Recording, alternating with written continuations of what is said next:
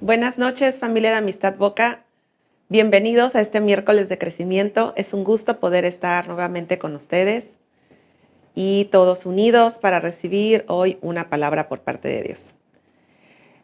Quisiera iniciar con una pregunta.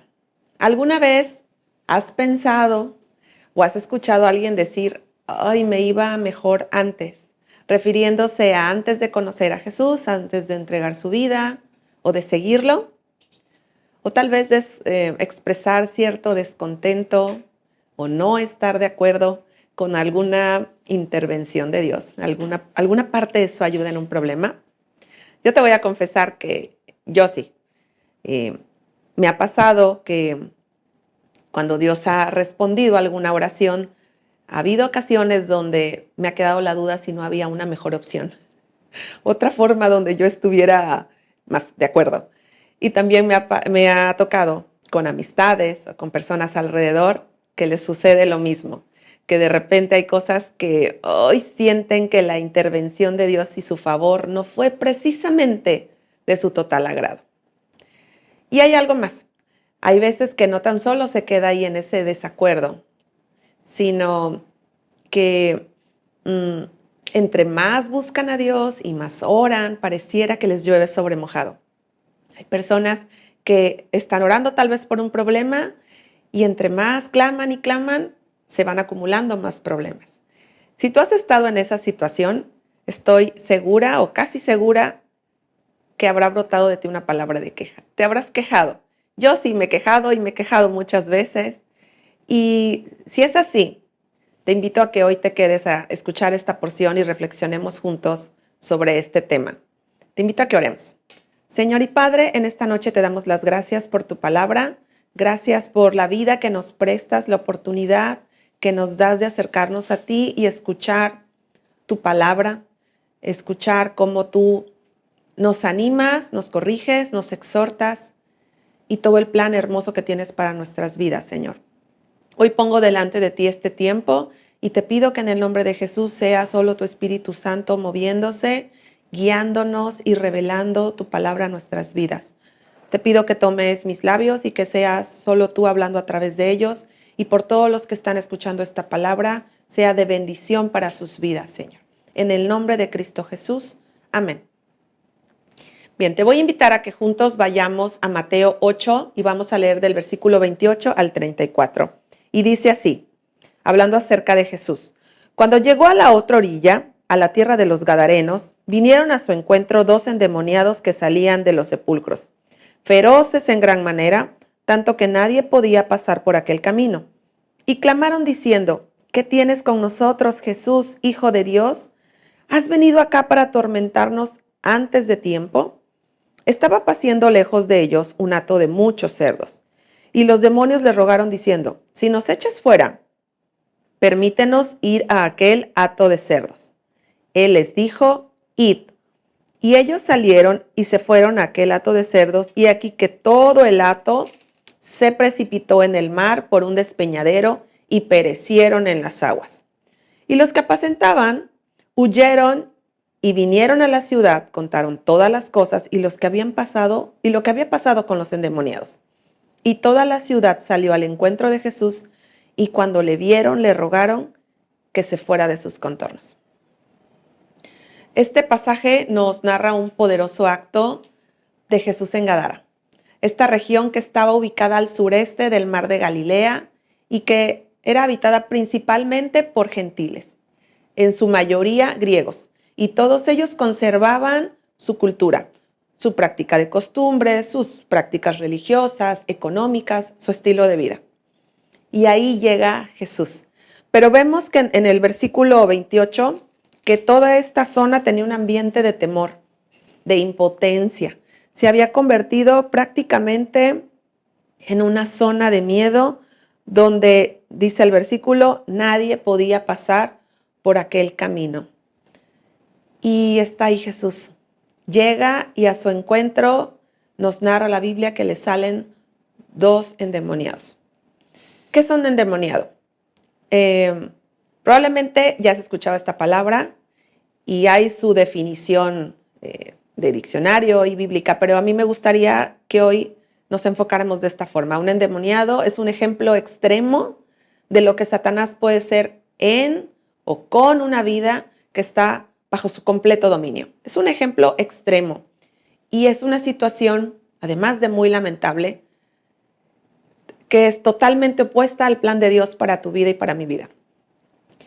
Cuando nosotros recibimos a Jesús en nuestro corazón, nos dice la Biblia que nos convertimos en el templo del Espíritu Santo, Dios habitando en nosotros. Y estos hombres estaban en la escena opuesta, estaban siendo dominados por algo más. En Mateo nos narra que fueron dos los que salieron al encuentro de Jesús. En Marcos y en Lucas se enfoca en uno de ellos. Y nos dice en Marcos 5, versículo 4 y 5, cómo estaban viviendo. Y dice, porque muchas veces había sido atado con grillos y cadenas, o sea, grilletes.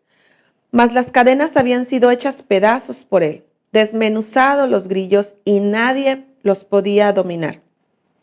Y siempre de día y de noche andaban dando voces en los montes y en los sepulcros e hiriéndose con piedras. Qué triste situación vivían. Entre muerte, rodeado de sepulcros, lejos de su familia, indomables, atormentados todo el día y sumamente heridos. Esta condición se cumplía lo que Juan nos advierte en el capítulo 10, versículo 10, que nos dice que el ladrón, haciendo referencia a Satanás, no viene solo para robar, matar y destruir. Y que Jesús ha venido para que tengamos vida y en abundancia. Justo eso pasaba en Gadara. Esta palabra, este versículo se estaba cumpliendo. Estos hombres estaban siendo robados en su salud. La ciudad estaba siendo robada en su paz. La seguridad de incluso poder caminar por esta zona. Satanás estaba matando el cuerpo y el alma de estos atormentados. Estaba matando las esperanzas de un pueblo de verlos bien, cuerdos, sanos, libres. Y no sé si te ha pasado estar en una situación que está completamente fuera de tu control o que se ha salido de tu control.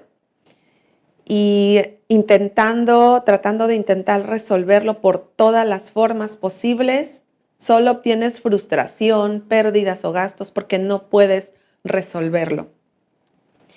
Cuando ha pasado o me ha pasado cosas así, en mi interior a veces he sentido que algo ha sido robado o algo ha sido destruido. Y creo que también pudiera ser que en tu caso hayas experimentado lo mismo. Pero cuando estás en una situación así, ¿a quién pides auxilio? ¿A quién recurres? Ellos habían intentado solucionar esta situación de todas las formas posibles y habían agotado sus ideas. ¿Quién podía contra estas fuerzas oscuras? ¿Quién podía ayudarlos y liberarlos? No había estrategia alguna que fuera exitosa, que hubiera funcionado en esta situación y la mejor opción de plano era evitar la zona, porque nadie tenía hasta ese momento autoridad para someter a estos demonios. Pero ahí llega Jesús. Y los mismos espíritus lo identifican como el único capaz de hacerlo. Versículo 6 al 9 dice, cuando vio pues a Jesús de lejos, hablando del endemoniado, corrió y se arrodilló ante él y clamando a voz dijo, ¿qué tienes conmigo, Jesús, Hijo de Dios Altísimo? Porque le decía, sal de este hombre, espíritu inmundo. Y le preguntó, ¿cómo te llamas? Y respondió diciendo, Legión me llamo, porque somos muchos. ¿Cuántos son una legión? ¿Cuántos eran una legión? ¿Cuántos espíritus habitaban dentro de este hombre? La Biblia no nos los dice, no lo sabemos. En aquella época, en el Imperio Romano, una legión estaba constituida por un grupo entre 3,000 y 6,000 soldados. Y aquí no sabemos exactamente cuántos había, pero lo que sí sabemos y lo más importante que la Biblia nos menciona es que rogaron a Jesús y ninguno pudo resistirse. Fue concedido el permiso de irse a los cerdos y fueron expulsados. El pasaje nos ilustra que estos gadarenos fueron liberados. Y en consecuencia, pues la ciudad era liberado de este miedo. Pero, ¿saben? No hay alegría como respuesta a este milagro de Jesús, a esta manifestación de su poder y autoridad. No hay un pueblo que se alegre por ello. Versículo 14 y 17 nos dice que los que apacentaban los cerdos huyeron y dieron aviso en la ciudad y en los campos y salieron a ver aquello que había sucedido. Y vienen a Jesús y ven al que había sido atormentado del demonio y que había tenido la legión, y lo encuentran sentado, vestido y en su cabal juicio. Y lo que tuvieron fue miedo. Había sucedido algo que aunque ellos anhelaban y por lo cual habían luchado, había sucedido a manos de Jesús. Y les contaron los que lo habían visto cómo le había acontecido al que había tenido al demonio y lo de los cerdos. Y comenzaron a rogarle que se fuera de sus contornos. Es una reacción muy triste, ¿no crees? Y sí, yo entiendo, la pérdida fue sustancial. Eran cerca de 2,000 cerdos, de 2,000 animales que se habían ahogado y había sufrido esta catástrofe económica. Pero déjame ponerlo en contexto o bajo la óptica de Dios. Según la ley entregada a Moisés, que todavía estaba vigente, que está vigente en esa época, encontramos en Levíticos 11 y se repite en Deuteronomio 14:8 esta instrucción al pueblo de Israel. Te la voy a leer en la Nueva Traducción Viviente y dice: tampoco comerás cerdo, pues tiene las pezuñas partidas, pero no es un animal rumiante, así que es ceremonialmente impuro. Otras versiones dice inmundo.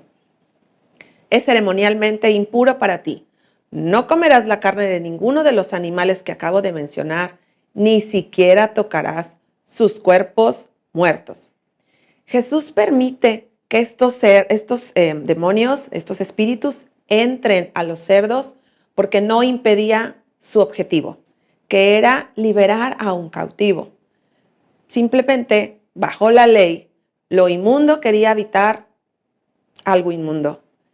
Y lo más hermoso de todo esto es que para Jesús 2,000 cerdos no eran más valiosos que una vida. Ahora, ¿tú crees que este acto de saltar por el acantilado fue una mera coincidencia? ¿Un desafortunado accidente? La verdad yo creo que no. Leíamos en Juan 10:10 que hay 3 objetivos: robar, matar y destruir. Mientras Jesús mostraba amor y compasión por este hombre atormentado y todos los que habitaban la zona, Satanás y su legión lo que querían era destruir, causar un daño a la población generando temor, que fue lo que nos dice que sintieron cuando se enteraron, y descontento, mucho descontento. ¿Qué pasaba por sus mentes? ¿Qué sentían? Pues estaban enojados y frustrados, asombrados y temerosos. Ellos preferían la inmundicia sobre la libertad espiritual y la riqueza sobre el prójimo, incluso sobre su propia seguridad. Y eso es algo muy fuerte. Recuerdo cuando lo estaba yo anotando, lo estaba yo escribiendo y lo leí. Dije, creo que tengo que repetirlo. Así que te lo voy a volver a leer.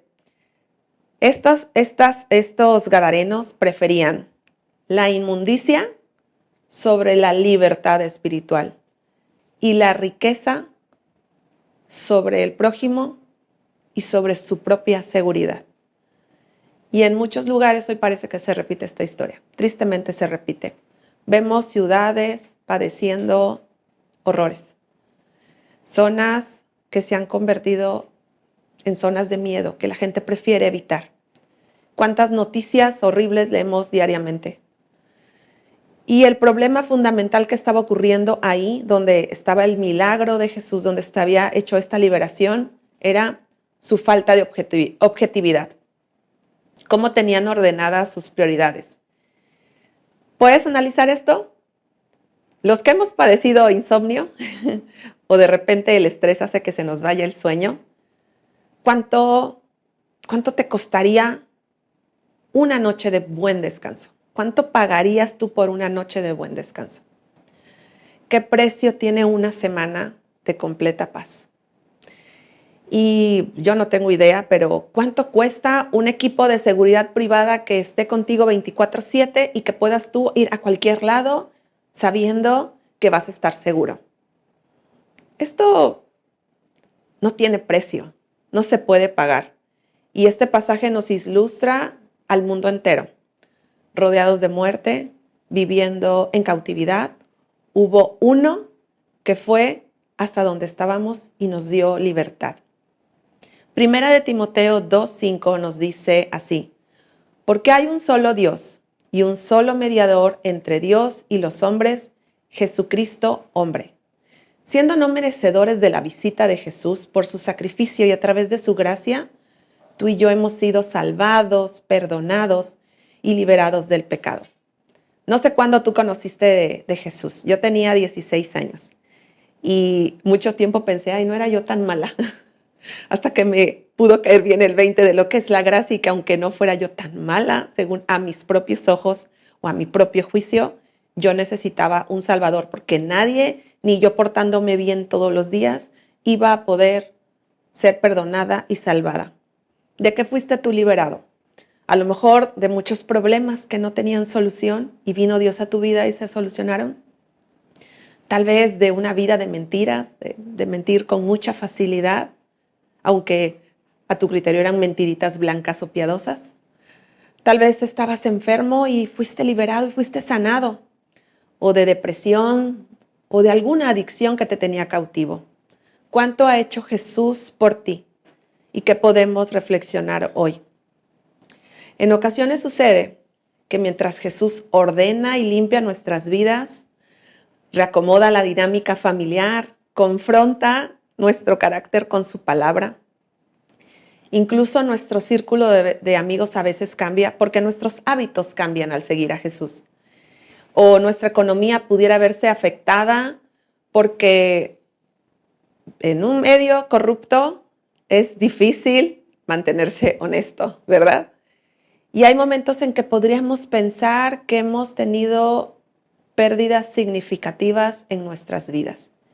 Y aquí ese momento, como te decía yo al inicio de esta reflexión, cuando esos pensamientos vienen a nuestra vida, a nuestra mente, es donde tenemos que estar alerta.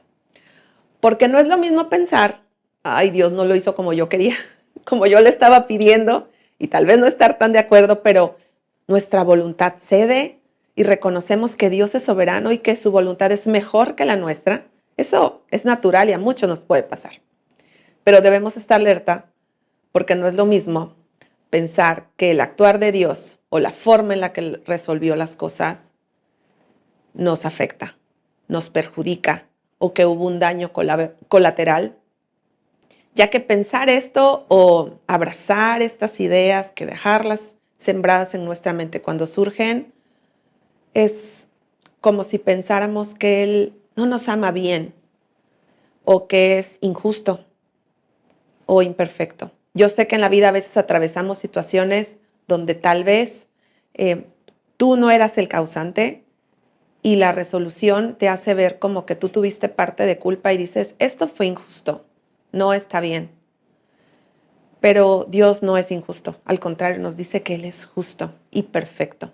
Así que cuando permitimos que estas ideas crezcan o se queden ahí, van debilitando nuestra fe y van abriendo una brecha en la comunión. Ya mejor no queremos ni pedir porque tal vez la solución que nos aporte Dios o la dirección que nos marque, no estaremos tan de acuerdo.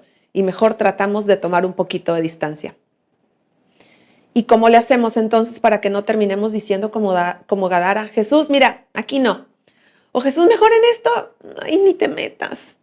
Y caigamos en la tentación de volver atrás nuestra mirada y añorar una vida antes de. Pues la respuesta es fácil y no es fácil. La respuesta es ver a Jesús y ver nuestras vidas convirtiéndonos en un vocero y un portador de buenas noticias, un testigo de lo que Dios ha hecho en nuestras vidas. En su casa, en mi casa, tengo un cuadro con un versículo que es clave para nuestra familia y es el Salmo 103:2. Dice: bendice alma mía al Señor y no olvides ninguno de sus beneficios. Y este versículo a mí me ha ayudado para los momentos en que hoy no estoy tan de acuerdo o no me siento tan satisfecha. Me recuerda que debo ver atrás y ver lo bueno que ha sido Dios en mi vida y con mi familia, cómo nos ha bendecido y no olvidarme de su favor. Así que los gadarenos ahí en su tierra pensaron que habían sido perjudicados, pero Jesús había hecho algo bueno con estos hombres que estaban siendo atormentados, con este hombre que estaba siendo herido incluso por sus propias manos. Y lo que obtiene es rechazo general. Pero nos dice que hubo uno que sí reconoció el favor de Jesús. Versículo 18 al 20 dice: al entrar él en la barca, o sea Jesús, el que había estado endemoniado y le rogaba que lo dejase estar con él. Mas Jesús no se lo permitió, sino que le dijo: vete a tu casa, a los tuyos, y cuéntales cuán grandes cosas el Señor ha hecho contigo y cómo ha tenido misericordia de ti. Y se fue y comenzó a publicar en Decápolis cuán grandes cosas había hecho Jesús con él. Y todos se maravillaban. El hombre que recibió su milagro anhelaba estar con Jesús, pero era necesario que el nombre de Jesús fuera aún más conocido y que el Padre fuera glorificado a través de los hechos. Y nos dice que muchos se maravillaban de esta misericordia recibida. Hoy quisiera preguntarte qué milagros ha hecho Jesús en tu vida. ¿Qué es eso impagable e invaluable que has recibido? ¿Qué ayuda oportuna te ha otorgado cuando habías perdido toda esperanza y no podías hacer nada al respecto? Jesús no vino a lastimar a nadie. Él vino a dar su vida por nuestra vida y darnos una vida eterna. Uno de los objetivos de los milagros es ese, es que Dios sea glorificado a través de nuestro testimonio. Los milagros son motivos para alegrarnos, para unir familias. Me encanta cómo le dice: vete a tu casa, a los tuyos. Yo puedo imaginar esta familia destrozada por años, sufriendo por este hombre que lo amaban, pero que no podían estar cerca de él. Y cómo Jesús une nuevamente a esta familia y renueva en la esperanza. Para eso son los milagros, para renovar la esperanza, para fortalecer nuestra fe, para restaurar las vidas, para animar a través de lo que nosotros compartimos a las personas que tal vez no hayan sido testigos de primera mano de un milagro, pero que al ver lo que Dios hace en nuestras vidas se maravillen, igual que toda la gente de Decápolis. Hoy me gustaría que examinaras tu corazón y si has sido objeto de estos dardos de desánimo o de inconformidad que producen quejas, que tienen como objetivo destruir nuestra capacidad de ver y reconocer lo que Dios ha hecho, está haciendo y va a hacer. Hoy recuerdes lo que Pablo nos anima en Hebreos 12, 1 y 2. Dice: por tanto, nosotros también, teniendo en derredor nuestro tan grande nube de testigos, despojémonos de todo peso y del pecado que nos asedia, y corramos con paciencia la carrera que tenemos por delante, puestos los ojos en Jesús, el autor y consumador de la fe, el cual, por el gozo puesto delante de él, sufrió la cruz, menospreciando el oprobio, y se sentó a la diestra del trono de Dios. Hoy me gustaría que tomaras un momento para tomar aliento y para ver nuevamente solo a Jesús y su inigualable obra de amor en nuestras vidas. Cierra un momento tus ojos y vamos a dar gracias. Señor, en esta noche te damos gracias por todos los testimonios que podemos leer a través de tu palabra, todas esas muestras y huellas de amor y de poder ilimitado que pones al servicio de nuestras vidas. Gracias, Señor, porque como esa tierra de Gadara, Señor, nosotros estábamos perdidos sin ti y un día llegaste y trajiste libertad, sanidad, salvación, Señor. Gracias. Gracias por todo lo que has quitado, ese peso del pecado. Gracias por las cadenas que has roto. Gracias por las ataduras y las ligaduras en nuestra vida que con tu Espíritu Santo has hecho que caigan, Señor, que sean rotas. Gracias porque tú en nuestras vidas solo haces el bien, Señor. Y hoy queremos confesarte, Señor, que hay momentos en donde tal vez no hemos estado tan de acuerdo, donde hemos dudado o hemos estado inconformes. Tú nos animas, Señor, por medio de esta palabra, a que enfoquemos nuestra mirada en ti, que pongamos nuestros ojos en ti, no en todo lo que está a nuestro alrededor, Señor, sino que no perdamos de vista nuestro fin, que es vivir contigo, Señor, una vida eterna en libertad, glorificándote y adorándote, Señor. Gracias porque tú escuchas nuestra oración, Señor. Gracias porque aun cuando hay cosas que de repente nos afectan, Señor, en nuestro diario vivir y las podemos contar como pérdidas, tú eres un Dios bueno que suple nuestras necesidades, que ve por todo lo que requerimos, Señor. Gracias, Señor, porque no tienes reparo en tu ayuda, Señor. Cuando nuestras fuerzas se han acabado, cuando nuestros planes han fracasado, cuando nos quedamos en cero, Señor, en no saber qué hacer, tú intervienes. Tú vienes hasta nuestras vidas y nos tomas y nos haces estar cuerdos, nos haces estar sentados delante de ti, nos limpias, nos alimentas y nos das libertad, Señor. Te pido que hoy todo pensamiento en nuestras vidas quede cautivo en ti, Señor, y que tú traigas aliento a aquellos que están pasando por tribulación, Señor, aquellos que están sintiéndose cansados o desanimados, Señor, por caminar en fe. Te pido que tú los ayudes, que renueves sus fuerzas, que su ánimo sea levantado, que si están pasando necesidad, tú como el mayor proveedor de nuestras vidas, suplas toda necesidad en ellos, Señor, sea económica, emocional o espiritual, Señor. Que si alguno está pasando por enfermedad, Señor, por tus llagas sean sanados y liberados de toda enfermedad, Señor. Levantamos la vida de tu iglesia y te pedimos que nos ayudes a conservar nuestro corazón y nuestra mirada en ti, Señor. Que no haya en nuestra boca un no gracias, sino un ven Jesús, quiero estar contigo en todo tiempo, Señor. Gracias por tu palabra y gracias por cada uno de los que hoy están escuchando este mensaje.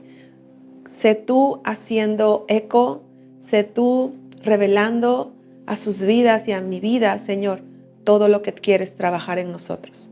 Y gracias porque siempre estás al pendiente, porque no nos dejas como nos encontraste, sino que estás bendiciéndonos y transformándonos, Señor. Gracias en el nombre de Cristo Jesús. Amén. Bien, pues te recuerdo que los domingos estamos teniendo 2 servicios a las 11 y 1 de la tarde. Invita a alguien, lleva a alguien que tú sepas que está pasando por problemas y que necesita a Jesús, invítalo. También te animamos a que nos sigas en todas las redes sociales, Facebook, Instagram y en la página de la congregación. Y por último, agradecerte por tu fidelidad en diezmos y ofrendas. Gracias, porque con tu aportación se puede continuar con la obra que Dios ha escogido y está levantando. Espero que tengas una bendecida noche y que esta palabra haya sido de bendición para ti. Dios te bendiga.